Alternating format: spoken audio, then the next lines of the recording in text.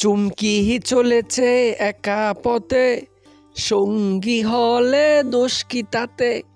রাগ করো না লক্ষ্মী সোনা, রাগলে তোমায় লাগে আরো ভালো। চুমকি চলেছে একা পথে, সঙ্গী হলে দোষ কি তাতে? সারাদিন রাস্তায় টই টই করে হাঁটো আর গান গাও, এইদিকে সংসারটা যে আমি কিভাবে চালাই সেটা একমাত্র আমিই জানি। তোমার তো সংসারের বিষয়ে কোনো খোঁজ খবর নাই। আমি এই সংসার নিয়ে কত কষ্ট করি, তোমার তো কিছুই চোখে পড়ে না। আজ দুপুরে কি রান্না করব তাও জানি না। আরে গিন্নি, এত রাগারাগি করে কিছুই হবে? আমি এখন বাজারে যাব, কি আনতে হবে আমাকে বলে দাও, আমি বাজার থেকে নিয়ে আসব। তুমি বাজার থেকে কি আনবে?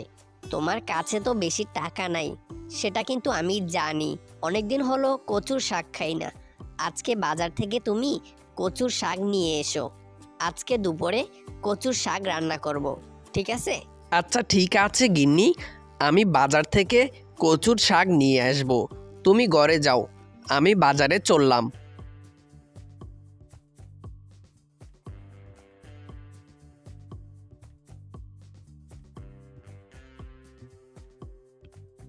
কিরে মিচকে, তুই এত দুপুরবেলা কোথায় যাচ্ছিস শুনি? আরে বাঘমামা, এই দুপুরবেলা বাজারে যাচ্ছি কচুর শাক কিনতে। আমার বউ বলছে কচুর শাক খাবে, তাই বউয়ের জন্য কচুর শাক কিনতে যাচ্ছি। আচ্ছা ঠিক আছে, তাহলে তুই বাজারে যা। আমার আবার বাড়িতে একটু কাজ আছে, বাড়িতে গিয়ে সেই কাজগুলো করতে হবে। তুই তাড়াতাড়ি বাজারে চলে যা, না হয় কচুর শাক পাবি না।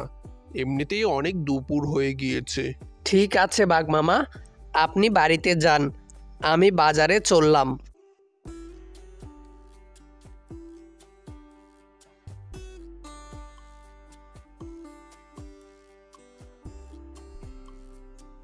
এই যে কুমির দাদা, আপনার কাছে তো দেখছি মেলা কচুর শাক আছে। এক মুঠো কচুর শাক কত? আরে মিসকে দাদা, তুমি কচুর শাক কিনতে আইছো? কচুর শাকের তো মেলা দাম। এক মুঠো কচুর শাকের দাম হচ্ছে 200 টাকা। এই সামান্য কচুর শাকের দাম 200 টাকা? হঠাৎ কচুর শাকের দাম বাড়লো কি করে, আমাকে একটু বলবেন ভাই?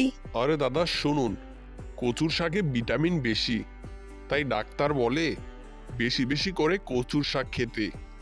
আর কচুর শাক খেলে নাকি চোখের পাওয়ার বাড়ে, তাই সবাই কচুর শাক খায়। ঠিক আছে দাদা, আমার কাছে তো এত টাকা নাই, তাই কচুর শাক নিতে পারবো না, আমি চললাম।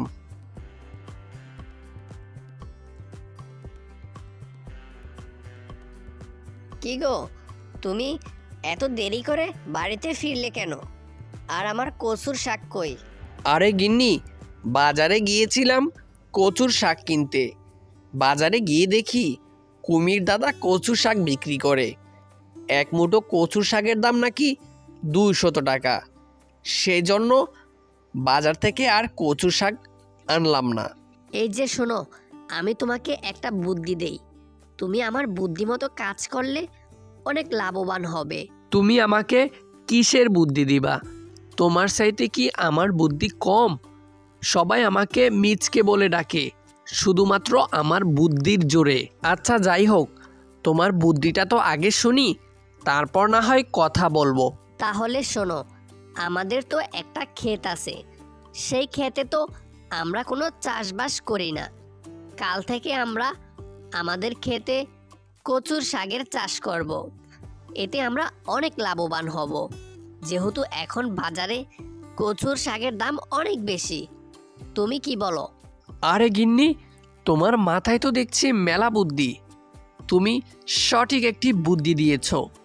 কাল থেকে আমাদের ক্ষেতে আমি কচুর শাকের চাষ করব। এই তো চারাগুলো নিয়ে আসলাম, এবার এই চারাগুলো আমার ক্ষেতে লাগিয়ে দিতে হবে। যাক বাবা, অনেক কষ্টের পর চারাগুলো লাগানো হলো। এখন আমার এই কচুর শাক আস্তে আস্তে বড় হবে, আর আমি এখান থেকে আস্তে আস্তে বাজারে নিয়ে বিক্রি করব আর অনেক লাভবান হব। কি গো গিন্নি, আমাদের কচুর ব্যবসা তো পুরাই জমজমাট চলতেছে। তোমার বুদ্ধি ধরে আমি কচুর শাকের চাষ করছিলাম, এখন আমি আস্তে আস্তে বড়লোক হতে যাচ্ছি। সত্যি আমার চাইতে তোমার বুদ্ধি অনেক বেশি। এই যে ছোট ছোট বন্ধুরা, তোমরা আমাদের চ্যানেলটি সাবস্ক্রাইব করে দাও, পরবর্তী আরও সুন্দর গল্প পেয়ে যাবে।